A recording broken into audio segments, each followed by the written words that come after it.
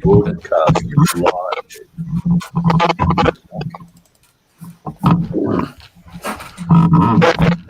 Oh my god, that's terrible sounding. Yeah, What the fuck is that noise? that was me moving my microphone. Sorry about that. So, Microphone's always the noisiest part. it is the noisiest thing to move. All right, let's see. So far, we have some people watching.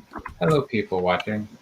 So let's see. Well, we have some drama. Somewhat, not really. I mean, this is kind of dumb, but continuations off of last week, where von Klaus, who sounds a bit like the guy who wrote On War, but that was Clausewitz. But Sounds a bit like Anwar Sadat.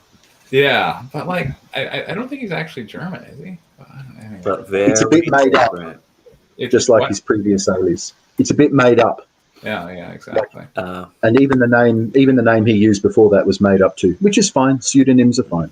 Right. Yeah, I just I'm working on the cover of my daughter's book. She's 18. She's got a 100,000 word book. She's, Do you have an 18-year-old? Wow. Yeah, I have an 18-year-old. It's crazy. Daughter.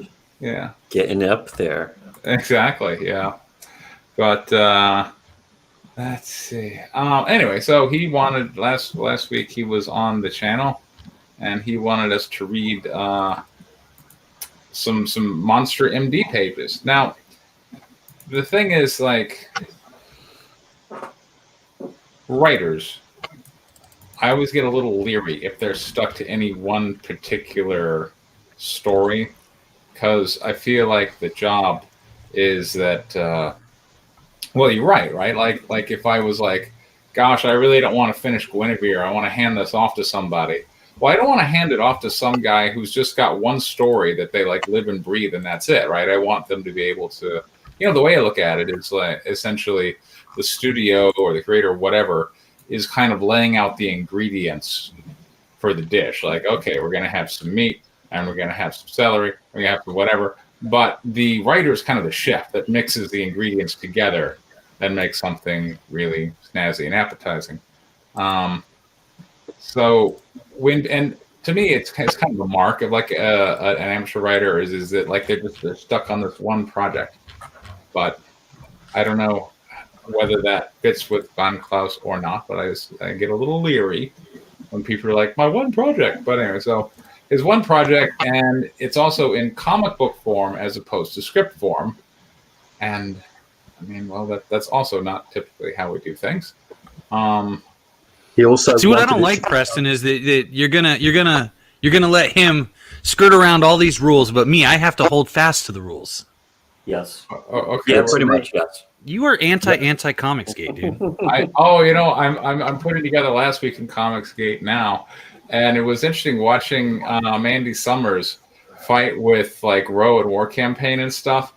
And no, I didn't even know she was sick. Exactly. But she throws out this one comment that like, you guys are being anti-Comicsgate. I'm like, apparently War Campaign is now an anti-Comicsgate. Now, Mandy Summers book. I predict that Mandy Summers will be running War Campaign before the end of the year. yeah, but then she'll also be anti-War Campaign and so she'll be extra anti-Comicsgate, and also the Quartering, who is anti-Comicsgate. unless Ethan's around. Yeah, that is Except such Ethan's a around. nebulous label, anti-Comicsgate. I mean, like, at one point I'm like, okay, well, that's just clearly they're talking about this definitive group, but now that we're using it to describe behaviors, like, you're behaving anti-comic, like, what the hell does that mean? It means you told the truth about something, I guess. Yeah. Anyway, but anyway, so these are Comicsgate pages from Monster MD, and One of the only Comicsgate comics to ever come out. Exactly, and it made a fair amount of money. Is it out yet? I don't think it's out yet. Oh, well, never mind then. Yeah, hold on. I'm pretty sure it's not out. And I believe in fact, he removed the proposed release dates also. Yes, exactly. In fact, let me look at that right now. Give you some But information. I think there is a Dropbox. The Dropbox thing has an issue in it from the looks of it. It's. I mean, he has provided us with things which I appreciate. But all right, so looking at Monster MD over here, there's 71. I made a bunch of money, but yeah, it doesn't. How much did it make? All right. So an initial funding back in July 2019. So, hey, it wasn't during the easy days of 2018, right? During 2019. All right. Monster MD is a 100+ page full color book. So Why? Why would you make it 100 pages? That doesn't make sense. I'm just reading. Okay, hold on. Let me just show you. Hold on. I'm going to share. I'm going to share screen. I wanted to blame you for his comic not coming out, but okay. Preston, you're very good at sharing. Thank you. All right, so here we go. So so he made 70 right now. He's, I believe, still in demand, and he's got 71,000 total. In his initial offering, he made 53. Those are good numbers, particularly for your first campaign. Thank you, a lot more than I got. Yeah, but all right. So, but he's promising a 100+ page book, and he doesn't have a release date, and so he's provided with us 20 pages. So I don't know. I mean, if that book is, hopefully I'm going to be positive. I'm going to say hopefully this book will come out this year. So. Well, remember, he's adapting a harem-lit fan fiction sex story, so he's got the equivalent of a short novel or a novella to turn into comic book pages. So it does currently exist. And I would say that maybe that's why he didn't provide us with a script, is that maybe he doesn't have a script, but instead like he's using the novel as a basis for the comic book. It seems a little lazy, but okay. Yeah, and that's what happened with White Lily issue 1, is instead of having a comic book script, they just worked off my screenplay, and I did not like the way it worked out at all. It's like, no, from here on forward. J-Rod in the chat makes a good point. It's not like EVS and Dub C would have given Von Klaus permission to come on here, so maybe that's why he's not here. Yeah, he doesn't have the say so. He has to obey after all. I genuinely didn't think of that. Do you think they enforce that sort of thing or not? Do you think that's true? Really? They have before. Hold on. Who is we have? Do we know Tony? Who's Tony? Tony. Hold on. Which one? Tony. Hello. How you doing, Tony? One of the guys from my Discord. Hi. Hey, how you doing? Hey, can you hear me? Yeah, we can hear you, Tony. Oh, good. Okay. All right, so we're adding in Tony here. We've got our own little comic book cut type. Yeah. Monster MD did better after the announcement of the Shinobi Sasquatch crossover. Okay. So apparently Shinobi Sasquatch is not yet out either, I believe. That is, well, I don't want to misinform anyone, but let me check. Let's see. Cult Film Video says every backer gets a crossover Shinobi comic too. No way he's fulfilling both. End quote. Yeah. Why would you make all these promises and promises and promises and say it's going to be this many pages and it's going to come with this book and this other book? Why not just focus on the one book? We did that on Legends of the Lone Wolf, and I'm confident that is one of the major things that really set us back. It was a huge mistake to do that. So Shinobi Sasquatch is currently estimated to ship in August of this year. But cutting through the bullshit, it's not out. In a simple, is it out or not? It's not out. It is not out. Right. Because I think everybody is well over the it's gonna be out date. Bullshit. I have faith in Cal. Cal works his butt off, though. I think that's been seen by people. Werewolves and Bigfoots are two different things, by the way. Whatever. We're all hanging out in one big happy family. You know me, I don't like to judge. Yeah. So it's all about the comics. We're all about comics positivity. Comics positivity, exactly. Hashtag comics positivity. Right. I will say that. Well, I don't think there's any point in reading his comic on air. He hasn't shown us the courtesy to even be here, so I think we should just simply. Anyways. Let us be courteous. I say, look, he's provided some stuff. Although I like stuff. It's not quite. It's not open. Look, I love free stuff. I like stuff as much as the next guy. Yeah, hold on. I like things. Do you like things? Yeah, I like things and stuff. Things that are good or things that suck. Oh, I don't know. What's the difference? They overlap. Oh, wait, here we go. Okay, so I'm gonna X that out, and so here this is. Does this? Okay. All right. I guess. Problem is it's in Dropbox. How do I download this? All these people are getting like over $50,000 for their campaigns. My first campaign was $800 and I still delivered before any of these people. I know. And when when Critias was like, you know what, I took your money and I didn't deliver your book, but don't worry, I'm unemployed, but at some point in the future, I'm going to give everybody a refund. And I'm also going to give everybody the book. The refund and the book. They're selling that ass. Yeah, exactly. So why even have an Indiegogo at that point if you're going to give everyone a book and refund them? Why not just walk out on the street and just start handing it out to people? Good God. I mean, you might as well at that point. Yeah. You know, I actually went to a comic convention for Thomas when he was doing the Indiegogo for Inevitably Doomed. I actually printed out a bunch of cards that I was handing out to them. I remember that. I like to think that it contributed somewhat, but I guess not really. Not enough to. The funding goal on that one was a lot higher than usual because I didn't want to just get like $500 for it and be stuck with $500 for a comic I couldn't finish. A friend of mine said something interesting. We were talking about business, and there's been a somewhat Comicsgate type situation that we exposed in business and crushed somebody over. And he was saying how if you provide an honest business proposal, it's not sexy, it's quite complicated, and people disengage with it. But if you basically blatantly lie and con people, people will line up to give you money, and they'll refuse to accept that it's a con, even when there's actual evidence of it. They'll keep on trying to puzzle out, but maybe the transfer's just delayed, and maybe it will still. Right.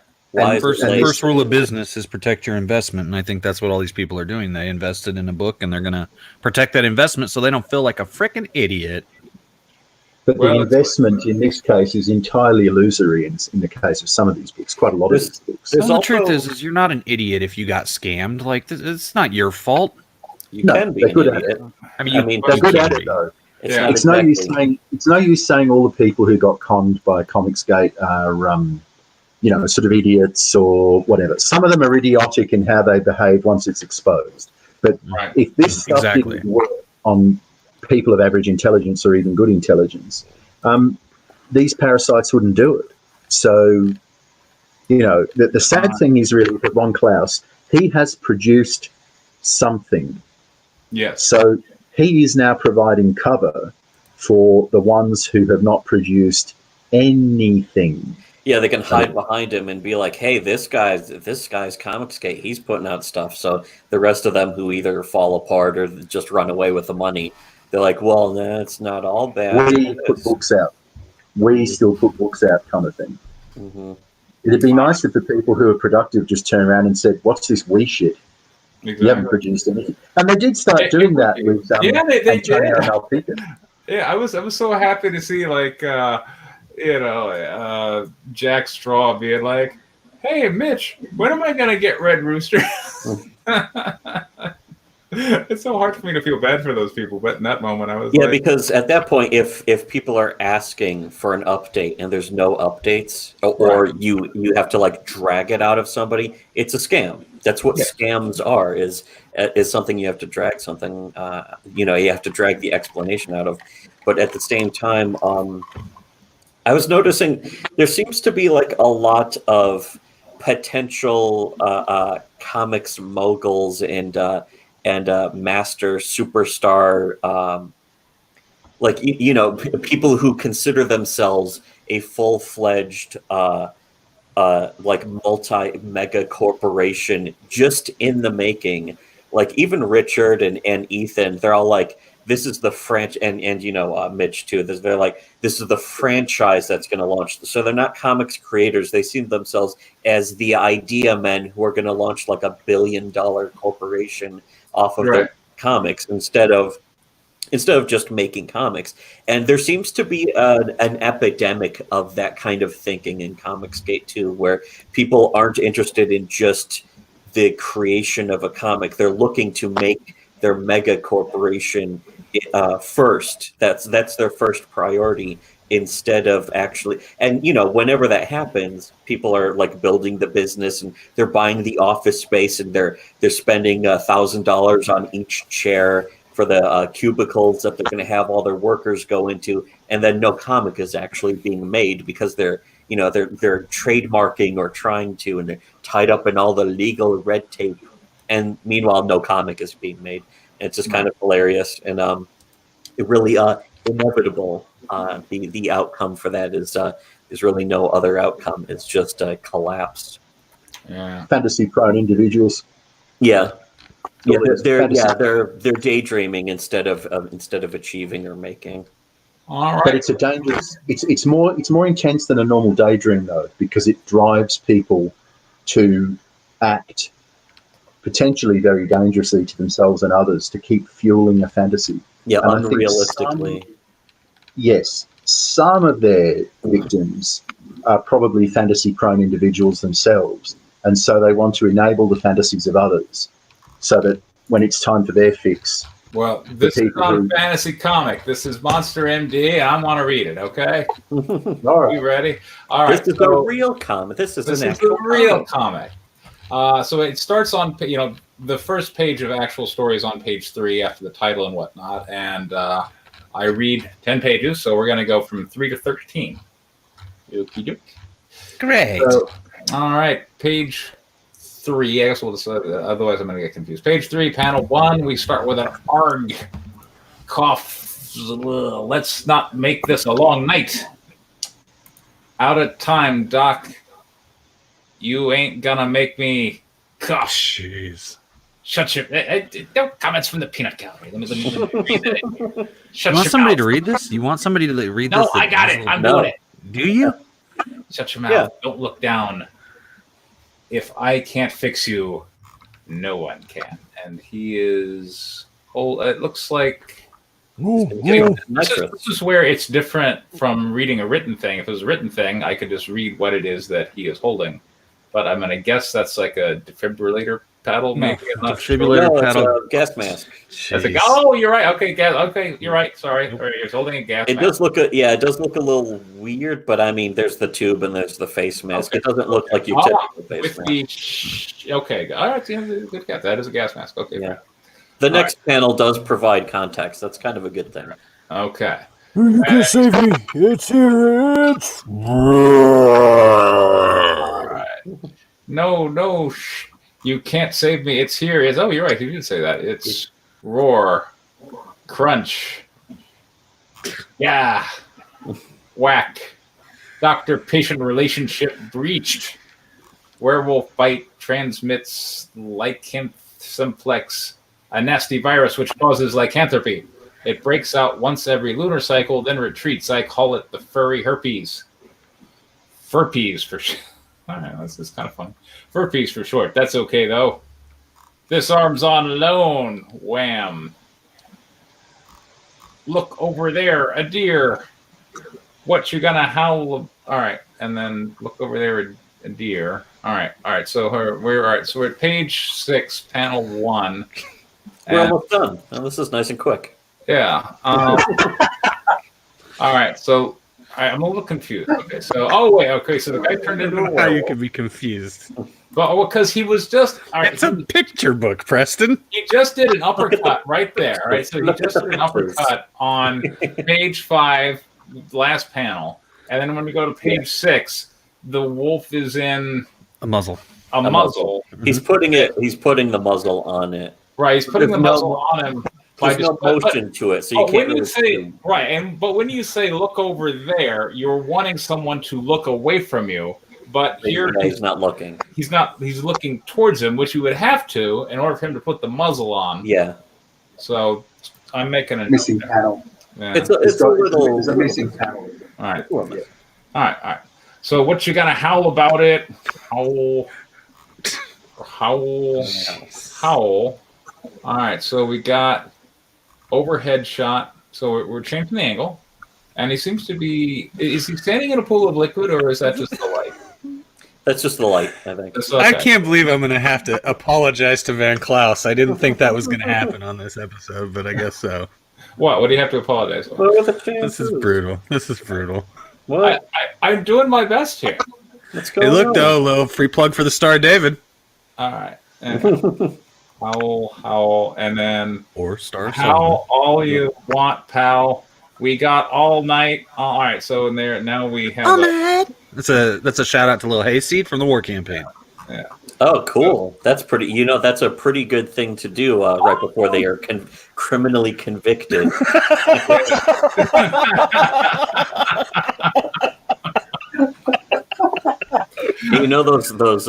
those gay nerds who are going to jail and have mental illness? Let's make a cool reference to how much we like them. Exactly. Oh, there we go. Okay. So, all right. So we got the.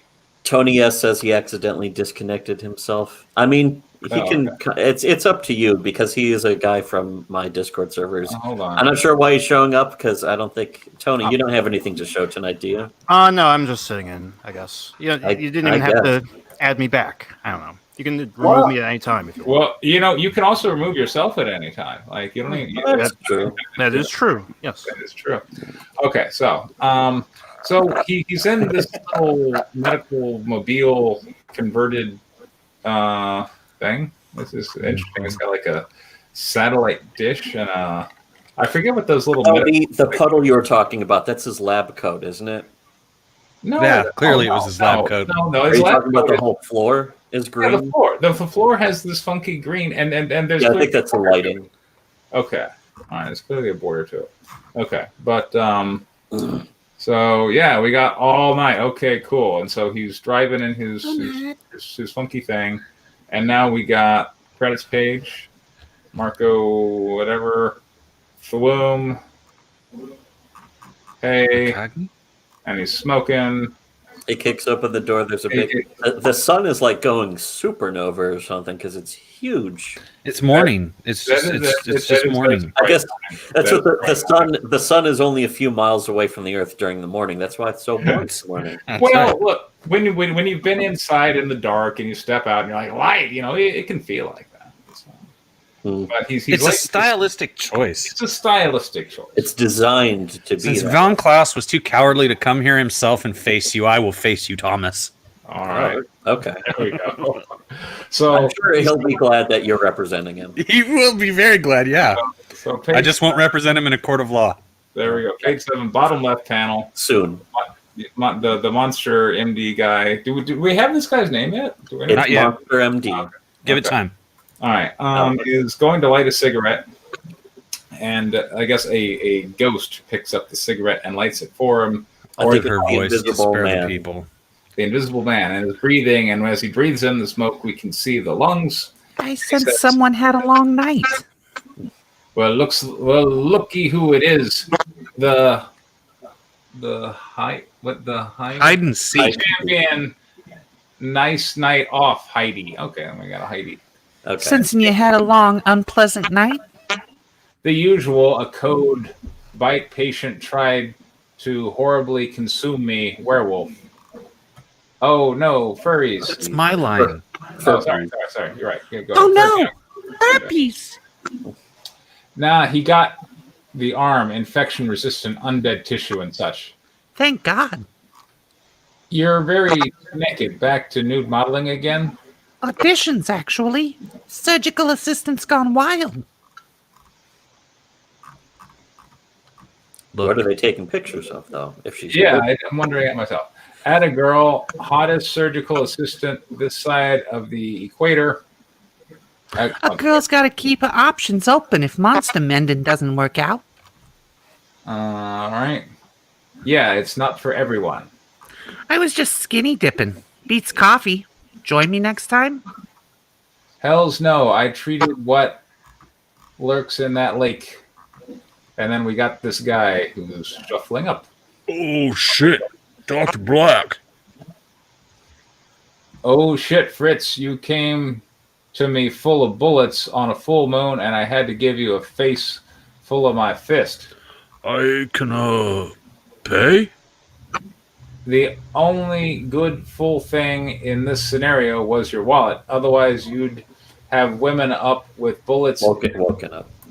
Otherwise, you'd have woken up with bullets in both lungs, your vena cava, and your spine. Do you know what it's like pulling bullets from the heart of a fast-healing hellhound? No. Not as fun as it sounds. Oh, right on. So, can I get a ride, or is there something left to get home on? Yeah, 4 feet. Now move along, little doggy. He's just mad because you bit him. Oh, damn. Furpies. Your treatment plan includes monthly visits to the wildlife reserve and lower human flesh intake. Lower your lead intake too, please. Hope to see you again soon. That's not what we said, Heidi. Or that's not what we say, Heidi. I know our patients can be frustrating. Okay, some are pretty dangerous, but I hope you aren't still thinking about leaving us. We need someone like you. Even horrors need a hero. Heroes have to know when to quit too, Heidi. Before they end up dead. Yes, the patient proximity alarm. We got patients, Dr. B. Heidi, you're not hearing me. I want to... Shotgun! All right, here it comes now. And I can't fight this feeling anymore. I'm not singing. Sorry. It's not going to happen. I've forgotten what I started fighting for. It's time maybe I should have kept singing. Shore and throw away the ore forever. Are those the REO Speedwagon? Yeah, that is absolutely REO Speedwagon. Making them up. Kind of. Yeah. Spagging. Yeah. All right, go, Heidi. That was it. That was 13 pages, wasn't it? No, we are now on page 13, and we are. Yeah, we don't have this area charted. Certainly looks like cryptid country. Glad we came yet. Heidi, I'm going to need you in the truck. What? Why? Those graves are fresh. I can handle new patients.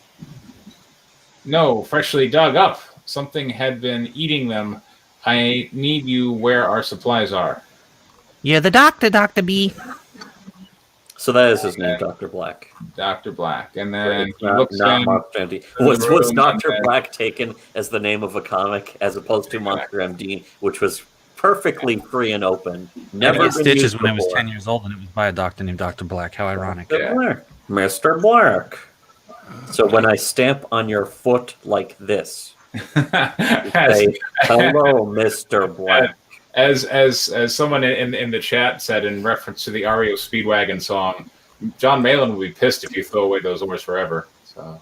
Oh yeah, you got to shout those oars from the rooftop. You got to grab those oars and shout from the rooftops. So the loudest rooftops. The loudest rooftops. Shout from the oars. From the oars. All right, so that was 10 pages.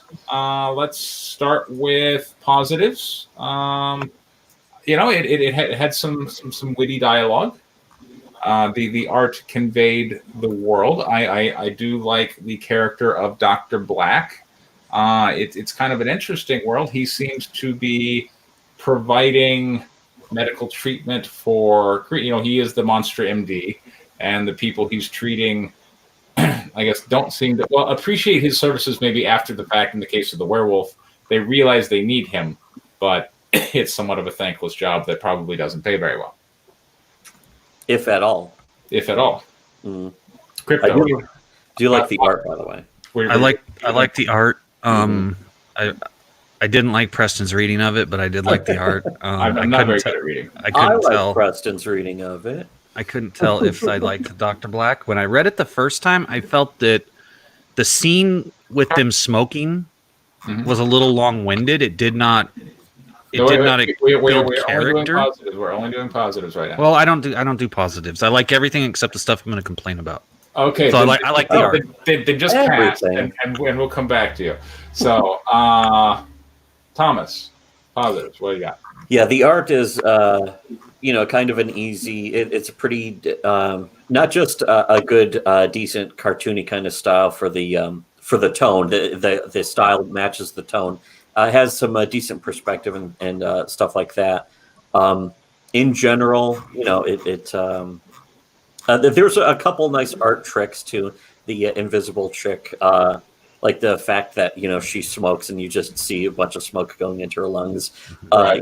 Some good quips, which also helps fit the tone of the story of sort of a tongue-in-cheek, goofy story of weird monster adventures and a doctor who helps people with very 80s Friday night TV, like sort of Knight Rider. It's like on the next adventure, you'll see what happens next.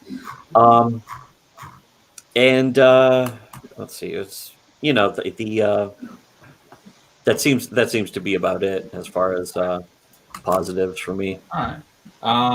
Let's see. Zombie Is Rise Again Comics Von Klaus, or is it the artist? I believe that is Von Klaus.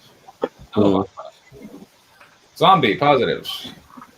I like the art style. I quite like the color.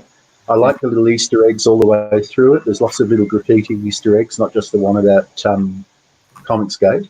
I think the panel composition, when it works well. There's somewhere it would need to be tweaked, but overall, I think it's fit for purpose. It flows fairly well, and I think it's a very interesting kind of world. And if this was a normal priced floppy, and I was randomly looking to buy comics on a whim on a day, I would definitely buy this one, provided the cover was good and that the cover art matched the inside art. I would definitely, I would buy this. Somebody online, when I did my notes and tweeted them a while ago, said it's literally average, like it is what one would expect from a comic. I given how bad quality a lot of Comicsgate comics in particular are, I think this is well above average, well above average. And whether it's come out for free on Dropbox or not, a big positive is that he's got umpteen pages of a comic completed. Oh, the price point is absolutely perfect. $0.00. That's what I'm in the market for. How much is it actually selling for? Let me. I think it was 25. I do want to say that any time that a writer who, I mean, this guy, whether you want to call him Leighton Lawless, you want to call him Von Klaus, you want to call him by whatever his real name is or whatever his next pseudonym will be. Yeah. This dude took a novel that he wrote, which is a feat in itself, whether it's good, bad, or indifferent. He completed it. And then he managed to pare it down to get it into a comic book, which is not an easy thing to do. I mean, you know from experience, Preston, it's hard to just take a screenplay and pare it down so that it can be a comic book. So kudos to him for that. I do want to say I also agree with Zombie about the panel composition is pretty sharp, pretty spot on most of the time, which is an important necessity and really gets overlooked. A lot of people don't appreciate what good composition of panels and the whole overall page layout, how necessary that is for coherence in storytelling. And even though Preston seemed a little lost at first, I could tell what was going on at least. I'm easily confused. All right, Tony, we haven't heard from you. Yeah, I like the art style. It reminds me a lot of, there's this webcomic called Trying Human, and it has a sort of similarly cartoon style, but also a bit realistic as well, but just stylized enough to where it has its own like visual appeal. I also like the composition. The background's also like, I found that when I'm doing my own comic, it's pretty hard to make a background that is both visually consistent with the characters and also has enough, like, I don't know what you call it. It makes the characters visually distinct from the backgrounds. And this one I can tell, like in that panel too, where you have the black space. There's just enough detail in the character and the smoke to frame the panel. You don't need the background there. So that's about.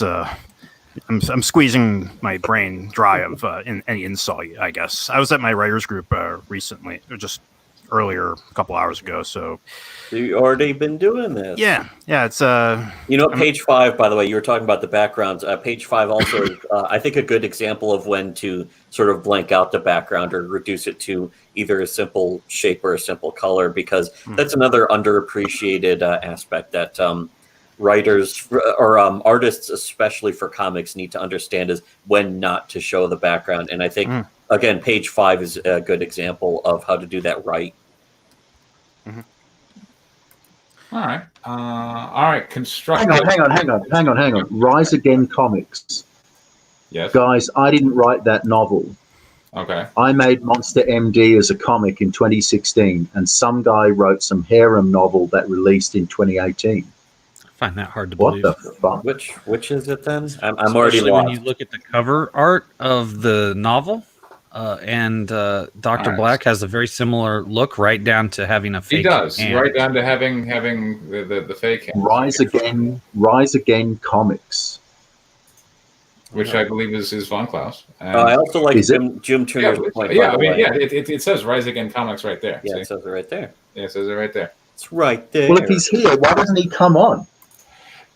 Would you For like heaven's we're to sake, done- we're done explain anyways. it. No, we have to get that constructed. Yeah, we didn't do Who the wrote constructive the- phase yet. So who the hell wrote the novel? Yeah, who did what and why? Why did they do anything? Why is anything happening? All Oh, right, he's asked for a link. He's asked for a link to come on. let's send him a link. Okay. Didn't somebody DMs. invite him? I mean, I don't know any of these people. Most of these people have me blocked, so I can't. Exactly. Yeah, it's going to be pretty hard to DM you, mate, because you've blocked the fuck out of it. I don't have an invite link. I like Jim Tuner's point, by the way. The character doing the character intro, right? That is another good point. Is that you learn just in the first 5 pages what the character is like. Like the whole premise of the comic is spelled right out. Wait, hold on. All right, Beginning. hold on. I have him here on Twitter. Okay. So let's see. Now I got StreamYards, invite, Downtime. copy. Downtime.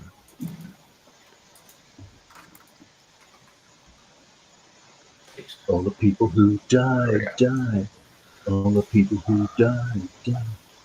All They the were people friends who of mine. And they died. I There know we that go. song from the Basketball Diaries. I remember it Shoots from up Dawn the of the school. Dead. Shoots up the whole school, Yeah. man.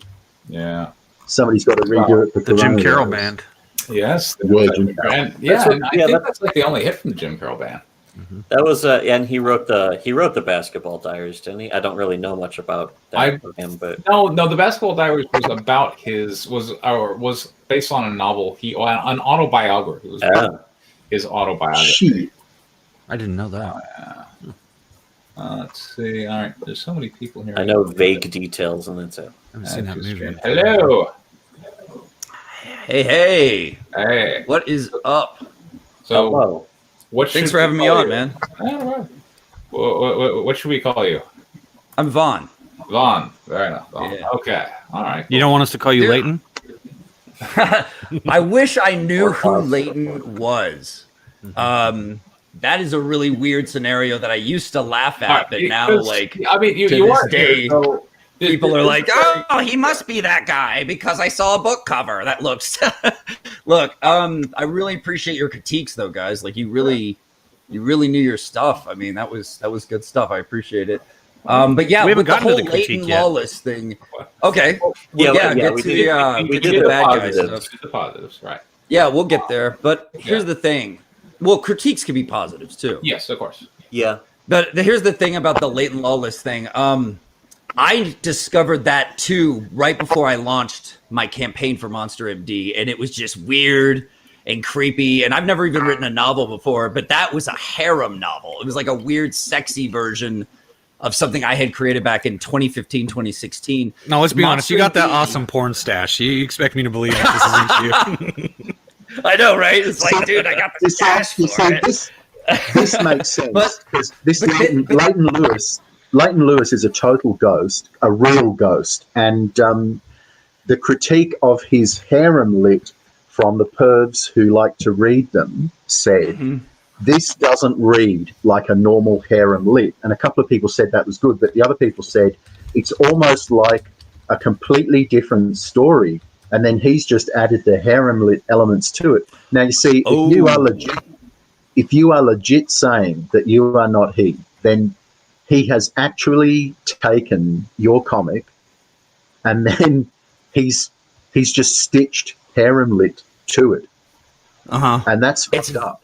It is fucked up. That's very possible too, because guess what? The original version of Monster MD was a free web comic where he could have easily found it. Yeah. I've Is that done what this. this is, by the way? Are we looking at the webcomic pages, or are we looking at like a redo or something? Yeah, this is a redo that I made Okay. with Marco, my artist Marco. The original version was a little more indie, a little more grimy, you know, kind of lower grade art. I was just making it to learn how to make books and have fun and put it out for free on the web back in 2015, 2016. So How many pages do you have completed so far? The art completed for? 75. Nice. So it's most of the books done. Yes. Very good. So, We're talking to And, the and we Anti-Ideas. just finished the art for Shinobi Sasquatch versus Monster MD. Cool. okay. Okay. So that's that going to be the other separate. the bonus book is already finished too. Then Well, we're going to do the lettering, which with Eric Okay. Weathers lettering, I mean, that'll be Now, essential. in what month do you anticipate telling us how you spent the money on other Comicsgate books and bills? Oh my God, let that month never come, please, Jesus. Whew. So, are you close to announcing a ship date? Because you still don't have it on your project. I actually want to, when we start going to print, I want to right. announce my ship date. Okay, fair Okay. enough. So sometime this Alright. summer, probably. We're guessing. I would say. Is that ideally, fair? Nice. Yeah, exactly. Is it under control as a project though overall? Yeah, it's feeling good, man. I mean, my inks are done, of course. Marco finished up everything. And we're just doing colors now. And I had Eric go ahead and get ahead on the lettering. So we've got the book lettered. Now it's just colors and then polish, and we're good to go. Okay. Okay. I mean, if it wasn't under control, you certainly wouldn't want to say, "No, this is completely out of control. I don't know what I'm doing Yeah. anymore." Everything's on No, but fire. I mean, Oh, but I mean, a lot of these, Yeah. a lot, You don't wanna a lot of admit these that. projects, a lot of these projects that could succeed, not the ones that are just stone cold bullshit, but the ones that could succeed. It's only 1 out of 3 or 4 people involved who are fucking them up usually. Yeah, The Yeah. artist or That's all it's it usually takes, right? one of them. Yeah, Mhm. it's one of them just like, nope, no. Thanks for the money. I got better shit to do. Catch you next year. And that's the end of it, really. usually that's- it's the person running the campaign. I think. When There's enough we made people the to web step in comic, now, though. Yeah, the web comic version, the artist decided to screw me over for the last 5 pages and just turned in messy sketches and took the money and ran. And Nice. I was at this like, damn it, like what am I? You know, it's yeah, shit happens, sucks, but you know, I decided to start over with Marco, and it's made all the difference. So I'm really happy with it. So how do you go talking to Comicsgate people where there seems to be hostility towards webcomics? Like I haven't talked to anyone about webcomics. Fair enough. they Best just to keep it to that. Yeah, I mean, Avoid discussing about I webcomics. haven't seen hostility. I mean, when I'm talking to people, it's always about like our comics, what, and then our campaigns. Yeah, right. Mm. And did you script it sort of a week at a time for the webcomic, or for like several script pages and then the art caught up, or what? Oh, look at. By the way, Vicky wants you to know she's looking forward to getting this one. Oh, thanks, Vicky. Appreciate you. Yeah. So I'm a screenwriter by trade. That's what I study. That's what I I've been doing for a while. So I just like to have a full script, man. Like I wrote the full script before I ever started making a comic. So there is a script for this because we were wondering if there was a script for this or we just have the comic to go by. Yeah. Yep. Because Yeah, we, there's a script. we sort of prefer to read off of the script so we can look at the writing at its core. Yeah, I could send you that actually if you want. I think it's But too yeah. late for that though. It's a we've little actually late. read a Too late comic. now. Yeah. Too late now. Yeah, definitely. All right, so let me share the screen again. Let me go application window. Okay, so for me, the campy action was a little too campy. Like I know you're going for a comedic element, but I just wanted something a little more terrifying, I suppose. Substantive. Yeah, like he's just mopping the floor with this werewolf, and the werewolf just looks stupid. Like, hey, look over there, and he puts on the muzzle. And as I said earlier, like typically look over there as they look away, and here, like the guy's still kind of looking at him, and he's got the muzzle shoved on him. Right. This is overtly goofy as opposed to Yeah. something that creates any tension or something you're saying. Right. And the other thing, and I say this a lot, but like as a writer, conflict is always my touchstone of what I'm looking for. And you set up a world and you set up a character, and he's kind of a cool character, and it's an interesting world. But I don't know what the conflict is. Like, what is this guy out to do? Well, from the first 10 pages, that can be hard to tell. I understand. And, sometimes stylistic choice, people want that revealed after the first 10. For me, I like to see it pretty early in the story. So that's what I got to say. Right. So you're seeing him get bit by a patient in our opening scene. In fact, that opening scene, I think, is you guys. Can we hold off on your response until after all the concern? Sure. Yeah. Didn't tell us how we got it wrong. Otherwise, it's going to be a long. All right, you're next. As far as as a screenplay, this works really good. I think it could have been pared down a little bit in the cigarette smoking scene. But if this was filmed cinematically, there'd be nothing wrong. It just runs a little bit long in that part. I think you use the line "furpies" too many times. You use it 3 times in 4 pages. It is a good line, and like they say, if a joke works or something works, do it again. I think that maybe the 3rd time though, maybe it should be something that happens on page 60 that brings us back to that moment in the beginning. You're in for a treat then. Okay. It was just a little overdone for me. It was like by the 3rd time it said it, now it's fallen flat, and you killed the clown with it. Yeah. Thomas. Go ahead. Let's see. It was mainly the dialogue. I was looking for a specific panel, but all of what part was I looking for again? There's some heavy exposition dumps right at the beginning. As far as Crypto was mentioning the scene where they're just having a cigarette. If you have a good joke, you don't want to repeat it over and over again. But I didn't have that much of a problem with it because, for the most part, comics like these, if they're just if they're a little entertaining, if they're funny, which I prefer, I actually kind of prefer this to be more goofy and campy than for any sort of horror comic, because I feel like horror comics are kind of played out to some degree. But because everyone's either going for superhero comics or somebody's like, I'm not going to do what everyone else does. I'm going to go for horror comic.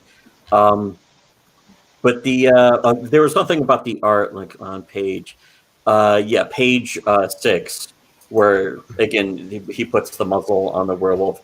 As much as I like the art, there's not a lot of good sense of motion in it, and I know there's nothing you could do about it at this point.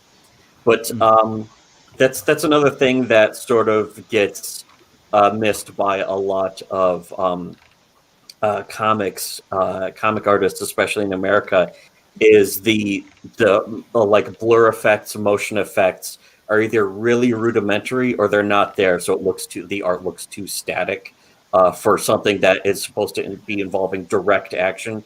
And again, it's sort of at least through Prestonov, where he was trying to figure out what's going on. He couldn't figure out that the muzzle was being slapped on. In the previous page, the punch doesn't have much motion in the fist and the head. You can see the blood trail, so that sort of makes up for it. But it's basically taking a static image and implying motion just by happenstance instead of an actual effect, and I think that gets missed out a lot on comics these days in the sort of this style.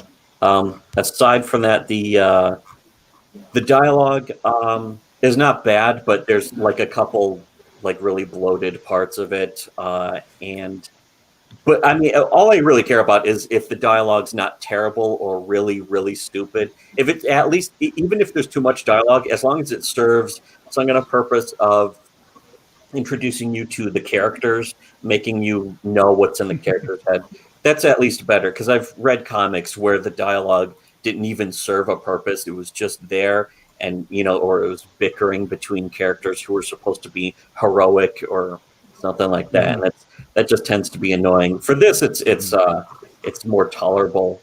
One thing I wish that I would have learned, because I read the whole 20 pages, and spoiler alert for anyone who hasn't read it, the final page, it prepares to go into a flashback telling the origin of Dr. Black, which makes me think that we still wouldn't understand who Heidi is by the time you get to page 30. And I wish that this dialogue with where they're smoking the cigarette would have really informed her character a little bit more. Yeah, she's just kind of there. Yeah, she's just kind of there, and we don't really understand the relationship or who she is. Tony. Yeah. One thing that struck me about the dialogue is that it reminded me of Buffy speak, and that's kind of it's not that bad, but for me it was like, a little. I mean, the quirkiness, it works for this story. I'm just thinking, like, I don't know, like Buffy speak is kind of a pet peeve of mine. It doesn't go that far though with this. I honestly can't think of much heavy criticism I can give to the writing. Okay. But other than that, we're here to focus on the writing as opposed to the art. Yeah. Yeah. I can't really think of any. That's what this whole the entire premise of this show, this segment, is actually to focus entirely on the writing. And once you introduce art, all of a sudden you have something else to sort of distract from what we're actually supposed to be talking about. Right. Zombie. I think if you're going to have a narrator, which you do, you're missing the opportunity to explain things like who Heidi is in a one-panel breakdown. I think if you're going to have a narrator, and that means you're going to have some people who are going to say they don't like narrators in the first place, you've already paid the price for having a narrator. You may as well have him say, this is Heidi so-and-so. She's an invisible woman, da-da-da-da-da, and just do it. And then it's done. And then you can focus on the character, because it's nice to find out who she is, because obviously invisible woman, play on invisible man, da-da-da-da-da. Even if it's a non-explanation that just tantalizes, I would have really liked that. I understand wanting to avoid narration as much as possible, though. But he's got a narrator. He's already got a narrator. So the guy's already doing it. So you may as well do it that little bit more. Although at the same point, around page 8, where they're having this conversation, this is the place where you would have dialogue that would negate the need for any narration too. So there's a lot of ways to play it. It really depends. I do like that you started the comic in media res, which was very nice. I think most young writers don't understand how to do that, or afraid to do that, or don't do it right. Yeah.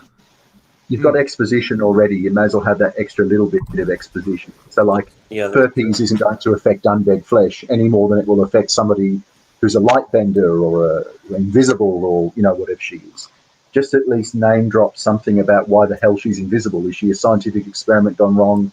Is it natural, supernatural, something? Okay. Very Because the world's very important, I think, for this. I think the world is a star of the comic. So keep explaining it and intriguing people.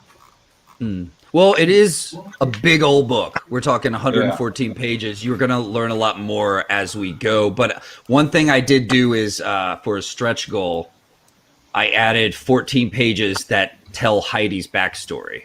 Cool. So you see how she becomes invisible. You see the whole process. That is good. Although I would still generally prefer that just in the book proper. But I mean, as long as it's somewhere. Yeah. If it's somewhere, then it's somewhere. All right. So I guess those are our notes. You can tell us how we got it wrong. Man, I really enjoyed them. I mean, this was really insightful stuff. Very spot on. Because I myself felt like my intro where Heidi and him are talking was a bit heavy too. I might end up editing it and polishing it now that I'm hearing other people say that before we release. Other than that, when it came to revealing character in the world, I'm really proud of those first pages with the werewolf that just show you that we've got a crazy monster doctor, show you that he doesn't put up with anything from his patients and he will deck them if he needs to, but that he also gets hurt by them. But you're right. The horror isn't peak right now. It's more just a werewolf. And he gets bit and it's creepy. But it's not the top horror that we're going to get to later in the story. I wanted the horror to build as we went, if that makes sense. And just start off more with just kind of an intro that just shows you what it's all about. So Cool. That's good. And that does work. The intro, because nailing your first 10 pages of a comic or of any story is one of the hardest things to get right, or to make sure you've put the proper amount of work into. And if you have a good introduction to your character and the setting and potential risks, then you kind of have the majority of your work already finished, at least. At least on the writing aspect. Yeah, good point. Because it's all about setting up, right? Yes, yeah, exactly. And Model 316 suggests that perhaps you could have a twist at the end where Heidi isn't actually invisible, but Dr. Black has just been making her feel that way. A little too much of a twist. Yeah. A little too psychological. Yeah. Yeah. All right. There is a part where Heidi points at him and says, out in the world, you're just as invisible as I am, because he's kind of an outcast, He was a promising surgeon on his way to great things, and he got his arm cut off and lost everything in a horrible, violent night when he encounters a monster. So, yeah. All right. Moving on. Do we have any other pages tonight?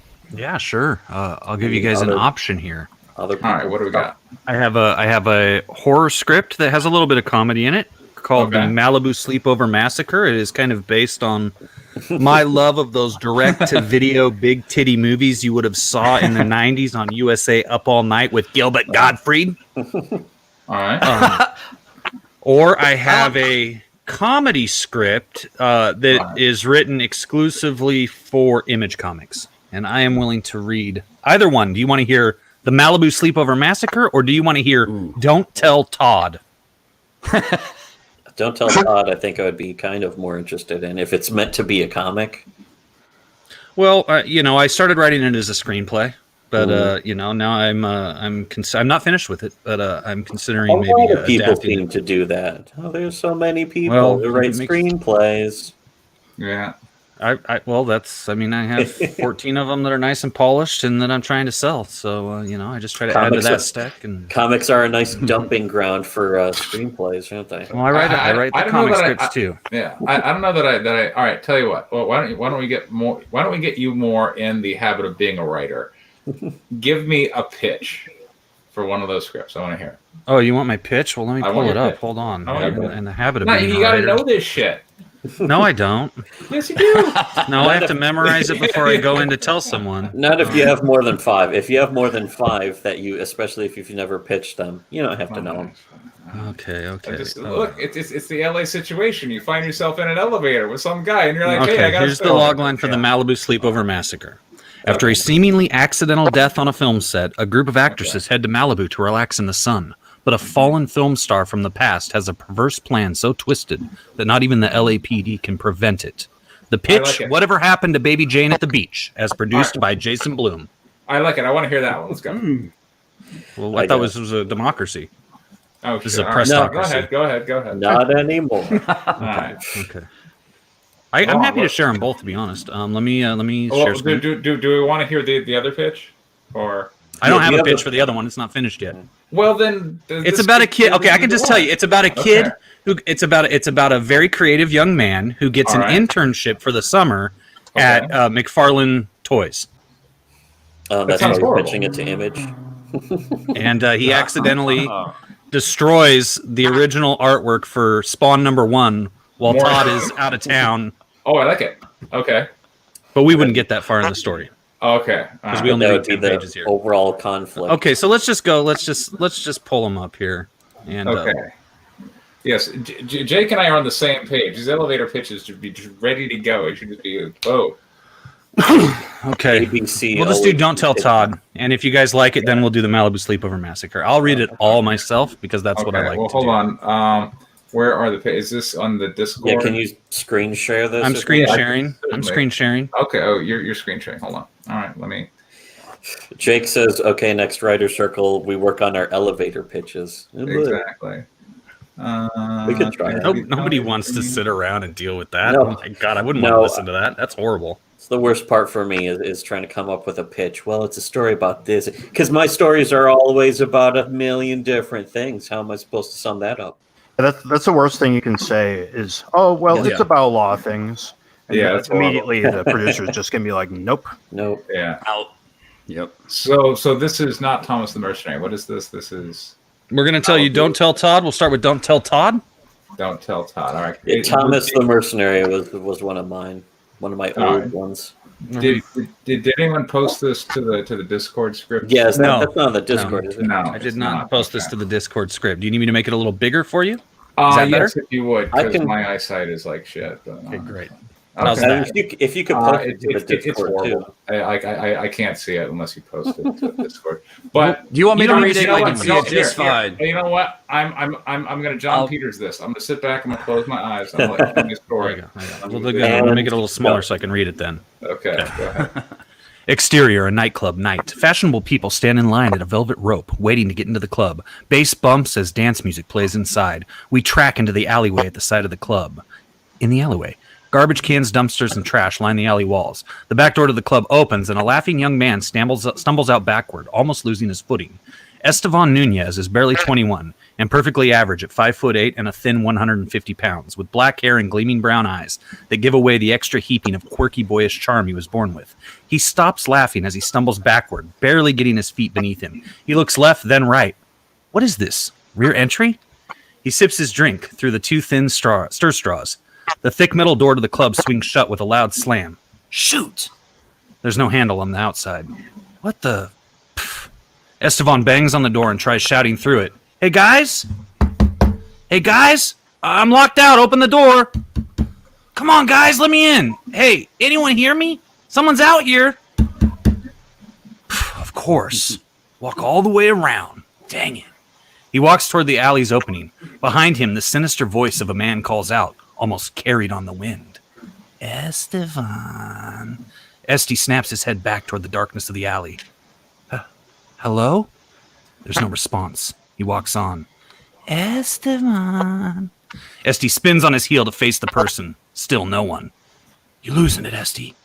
He turns back toward the street outside the alley, only 12 paces away. Before he takes a step, the voice calls. Estevan. Esty spins back toward the alley. Who's there? From out of the darkness comes a stout, bulbous man in his late 40s with unkempt white hair growing above his ears, but bald on top. Wearing a dark blue gas station mechanic's shirt and pants, his face painted blue and black in the shape of a nightmarish clown. He is the Violator. Esty's eyes go wide at the sight of the demon in clown form. Not again! Esty turns to run the dozen paces to the street, but the alley's opening has somehow disappeared. Just more of the brick alleyway stands before him now.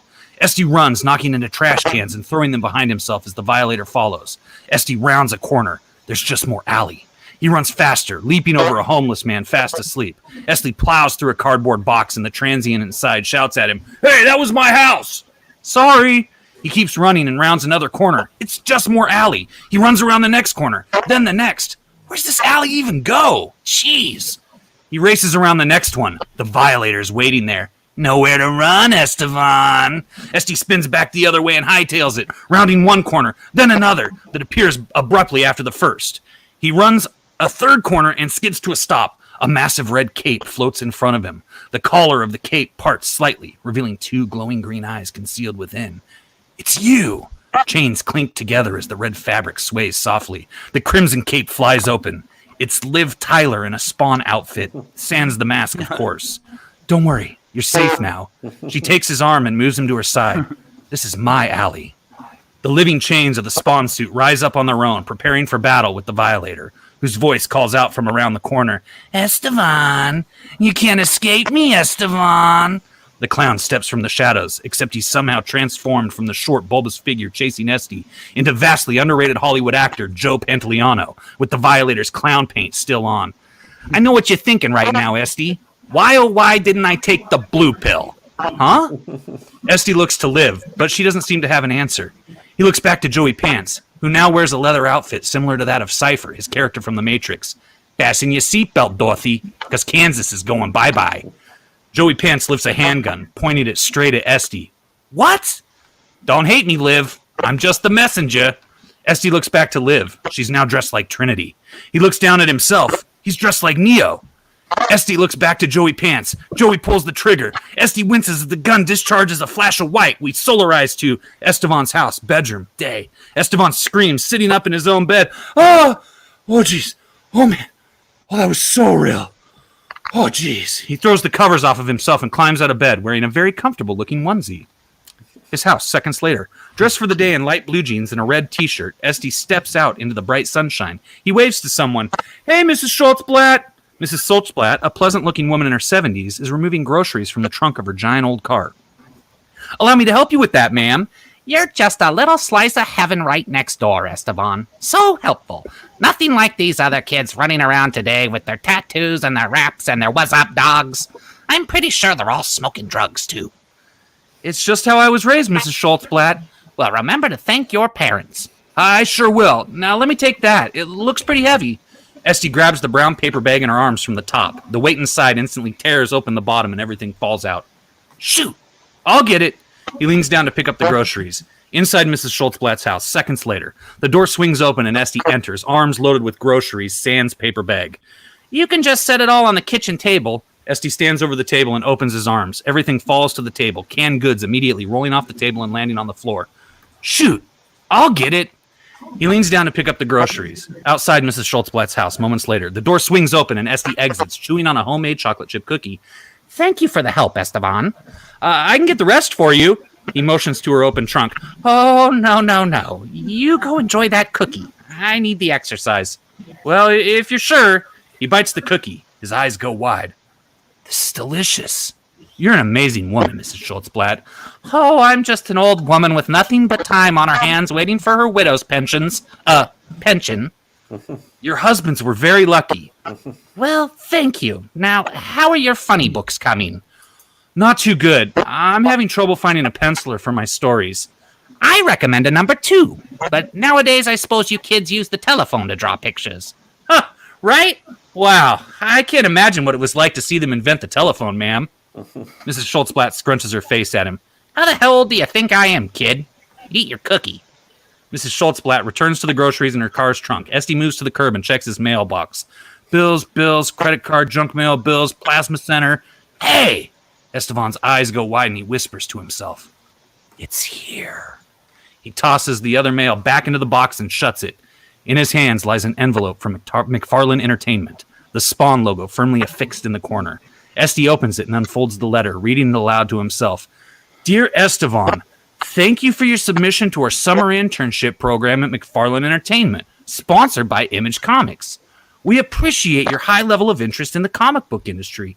We found your work to be highly original, and at this time, oh man, here we go, would like you to know that you have been accepted for a summer internship at McFarlane Entertainment. I got it! Mrs. Schultzblatt takes notice. He waves the letter at her. I got accepted, Mrs. Schultzblatt! I've never been accepted before! By anybody! Esteban returns to reading the letter. Please be in Tempe, Arizona to begin your internship on June 30th. June 30th? That's like 3 days away! I gotta go! Esty races back to his house, waving to his neighbor again. Bye, Mrs. Schultzblatt! Inside Esteban's house, in the bedroom, Esteban frantically throws random clothes into a suitcase. He slams the lid shut, then swings it back open. Toothbrush. He runs to the bathroom. Outside Esteban's house, Esteban races out the door, slamming it shut behind him. He waves to his neighbor again. Bye again, Mrs. Schultzblatt! He runs as fast as he can down the street, suitcase in hand. Inside the airport, later, Esteban slams his suitcase on the ticket counter. The ticket agent jumps. 1 ticket to Tempe! He holds out his credit card. The agent swipes it. I'm sorry, sir. Do you have another card? What? She hands the card back to Esty. Another card? This one's declined? Declined? Hold on. Esty pulls out his phone and frantically punches the pad. $36? Shoot. Esteban looks up to the ticket agent and remarks, I'll be right back. Esteban takes the suitcase and runs as fast as he can out of the airport doors. Outside Esteban's house, later, Esteban runs down the street, suitcase in hand. Hi, Mrs. Schultzblatt! He opens the mailbox and pulls out the envelopes. Credit card! He throws the bills and junk mail over his shoulder and runs back down the street. Bye, Mrs. Schultzblatt! Inside the airport, later, Esteban slams his suitcase on the ticket counter. The ticket agent jumps. What page is this, by the way? Page 10, it's in the top right corner. Okay. I can't see that. I gotta ask. All right, go ahead. 1 ticket to Tempe. Esty holds out his credit card and raises his eyebrows a couple of times. She hands a ticket back. Blue sky, day, an airliner flies the friendly skies, our title card appearing behind it as it jets its way to Tempe. Don't tell Todd. The jumbo jet flies off screen. Inside McFarlane Entertainment conference room, day. SD sits in an empty row of folding chairs, another dozen interns behind him in a second row of chairs. Oliver Skolnick, a heavy-set, brown-haired 22-year-old pop culture know-it-all, takes a seat next to SD. Man, I can't believe I'm actually interning for Todd McFarlane. It's like something out of a dream, right? A comic book and a toy revolution started right here by one man. I could be so lucky. Esteban puts his hand out. Esteban Nunez, writer. Oliver Tiberius Skolnick, penciler and inker. Really? You any good? Would I be in this room if I wasn't? There you go. All right. All right. Very good. Who wants to start with positives? I like the that dream sequence at the beginning that just devolves into incoherence, like most dreams. Like, why does this happen? It just everything starts overlapping with each other, and I like the weird kind of dynamic setting up with him and the old lady, just they're goofing around. It is cute. I try to write him cute. Yeah, it was really interesting that your dream reminded me of how they ruin Hollywood movies these days. It made me laugh like that. It was like a funny callback and kind of a poke at that in a way. But I'm hoping that it ends up connecting to reality later as kind of like a foreshadowing. But we'll see. It does. Right? It does. That's cool. I think that's a good choice, definitely. What else is? I thought I like this character's kind of wide-eyed, naive enthusiasm because it's the perfect setup for the guy who screws everything up on his first day or whatever. So that's good setup. Yeah, that's actually a nice. It is a good way to introduce the character too. You get a good feeling of what he's like right at the beginning. Tony, you with us? Yeah. You want my opinion? Yes. Yeah, I liked. I think it is a good setup. I understand the character's motivations. How old is he supposed to be? Oh, 21, barely 21.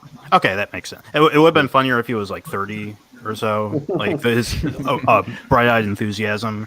But yeah, I think that is a Or good, 40 or 50. Yeah, or 40 or 50. I would have liked it if he was a geriatric old man. Yeah. He's up actually around. older than the neighbor, but somehow it's like he hasn't caught on that his old neighbor is younger than he is. I don't know.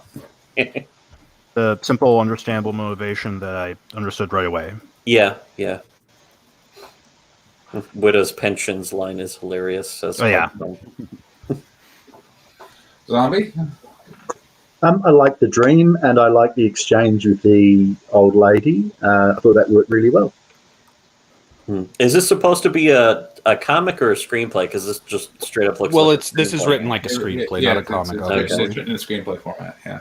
Okay. I gotta say, it's really well crafted, and that like you were reading it to us, and and it reads dramatically, which is what you want from a spec screenplay. You don't want it to get bogged down in shot descriptions and whatnot. I really feel like there weren't any words that didn't need to be there. Like it read very clean. So I think this is well polished. I'm going to say this is probably not your first draft. So This is my first. This is still unfinished. This is the first draft. Yeah. Well, you're pretty good at banging out the words, I got to say. I was going to say something about that though, but I was going to save that for the criticism part. Okay. Apparently Thomas has. All right, well, let me finish my positives, and then you can lead us off here. It was a good dream. The conflict I feel has been introduced, which is I have the same dream all the time, except you're Liv Tyler and Ethan is the violator. It's weird. There you go. So, but we've got. Almost thought that was going to be Ethan for a second. No, it's behind in an alley. He's overweight. Gray hair, bald, it all matches up. So I feel we have the conflict introduced. We've got young kid who's trying to make it in the big times with Todd McFarlane. It's very entertaining. I like the dialogue. I think it's great. So all right, Thomas, go ahead. I do like the dialogue. I thought that's. It's your first draft, so that's what I was thinking. Is that some of it is a little redundant. The part where he goes back in, packs a suitcase, I think that would actually work better if you see him run into the house and like next panel he's running right back out with the suitcase. That would be, I think it would be faster and kind of work better comedically in a way. Some of the dialogue I thought was a little stiff, but again, first draft, usually the thing that gets worked on first is getting the story events down. Dialogue is always something I save for last anyway, so I can't say that the dialogue is terrible, really. It's just that it does read a bit like it needs some tuning up, I think. In that, like a couple lines sounded a little either unnatural or like blatant exposition. And that's always hard to clean up, right, to make it sound natural, because if you're expositing something, it's never really going to be natural. So I would say you don't have to fix that so much as just try tweaking it or something. But yeah, again, that was my the main complaint I would say is the in the real life section, some of that dialogue, some of those scenes go on a little longer than they need to be by maybe. Yeah, I think the scene with Mrs. Schultzblatt is a little still a little long. Crypto, we're going to come back to you. Don't worry. What? No. Yeah, that is my main thing, is that some of that goes on a little longer than it needs to be, and that's pretty much my main critique, and that's it.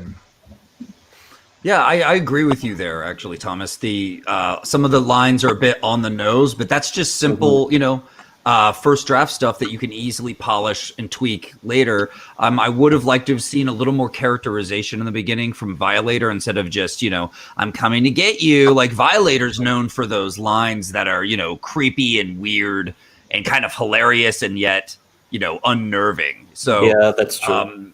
Working something like that, it would be great. And then, I see what you're saying. A little heavy with the old lady in the beginning, but I mean, this is a good time to reveal character and stuff too. So it's not a bad intro where he runs back for the credit card and grabs it. That was a lot of action that didn't really pay off as big of a laugh as I think it should have.